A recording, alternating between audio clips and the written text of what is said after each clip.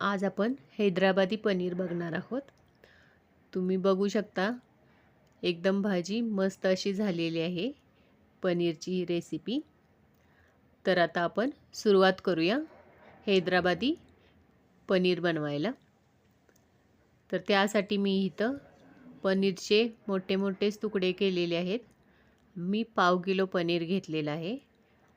आता हे आपल्याला चांगलं दोन्ही बाजूंनी भाजून घ्यायचं आहे।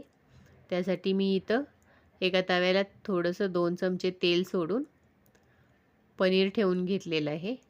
आपल्याला हे पनीर दोन्ही बाजूंनी चांगला कलर येईपर्यंत आपल्याला हे भाजून घ्यायचं आहे। इथं मी आता एका बाजूने 3 ते 4 मिनिटं ठेवलेलं आहे। आता पलटी करून दुसऱ्या बाजूने पण आपल्याला हे 2 ते 3 मिनिटासाठी चांगलं भाजून घ्यायचं आहे। आता आपलं हे पनीर झालेलं आहे।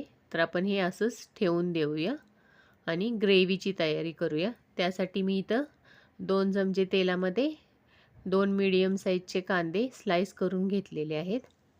त्यामध्ये आलं आणि लसणाच्या पाकळ्या घातलेल्या आहेत। तिखटनुसार आपल्याला इथं मिरची घालायची आहे। मी इथं एकच मिरची घातलेली आहे। आता आपला कांदा भाजून झालेला आहे थोडासा। तर आपण ह्यामध्ये पालकची थोडी पाने आणि कोथिंबीर घालून घेऊया।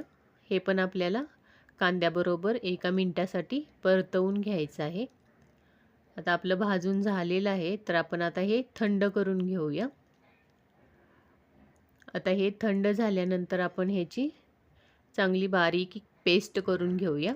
मी यामध्ये थोडंसं पाणी घातलेलं आहे। इथं आपली पेस्ट तयार झालेली आहे। तर इथं मी एक छोटी वाटी दही घेतलेलं आहे आणि त्यामध्ये आपल्याला 1 चमचा गरम मसाला, 1 चमचा धने पावडर, 1 चमचा जिरे पावडर, 1.5 चमचा लाल मिर्च पावडर घातले। आपल्या तिखटनुसार आपण कमी जास्त करू शकतो आणि पाव चमचा मी हळद घेतलेली आहे। हे आपल्याला दहीमध्ये चांगलं आपण हे मिक्स करून घेऊया। आता आपण एका कढईमध्ये तेल घेऊया 2 चमचे आणि त्यामध्ये खडे मसाले घालूया। 4-5 काळी मिरी, 1 तुकडा दालचिनी, 1 मोठी वेलची, 1 चक्री फूल आणि तेजपत्ते मी 2 घेतलेले आहेत। तर आता हे आपण 1 ते 2 मिनिटं थोडं परतवून घेऊया तेलात। आता ह्यामध्ये आपण बारीक केलेली पेस्ट घालून घेऊया। ही पण आपल्याला 3 ते 4 मिनिटासाठी चांगली भाजून घ्यायची आहे। आपल्याला ही कमी गॅसवरच भाजून घ्यायची आहे। आता मी इथं 3 ते 4 मिनिटं भाजून घेतलेली आहे। तर आता ह्यामध्ये आपण दहीचं मिश्रण घालून घेऊया। आपण ह्यामध्ये सगळे मसाले घातलेले आहेत। तर आता मी इथं सगळं घालून घेतलेलं आहे कढईमध्ये। तर आता आपण हे चांगलं मिक्स करून घेऊया आणि 2 ते 3 मिनिटं पुन्हा परतवून घेऊया। आपल्याला दही घातल्यानंतर गॅस एकदम कमी करून घ्यायचा आहे, नाहीतर दही फाटेल। आपण कमी गॅसवरच हे चांगलं भाजून घेऊया।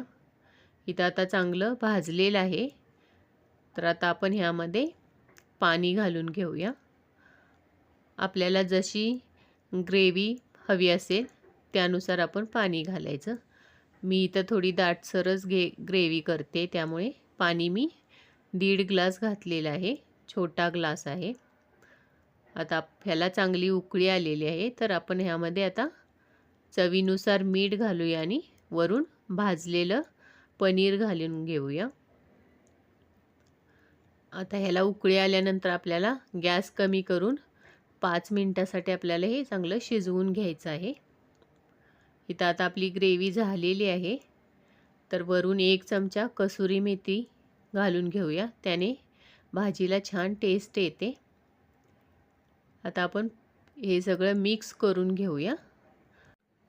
तर आता आपलं हैदराबादी पनीर तयार झालेलं आहे। ग्रेव्ही पण आपली एकदम दाटसर अशी झालेली आहे। तुम्हाला इथं अजून थोडी पातळ हवी असेल तर तुम्ही वरून पाणी ॲड करू शकता।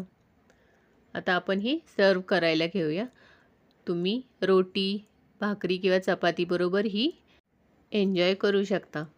रेसिपी कशी वाटली ती कमेंटमध्ये नक्की सांगा.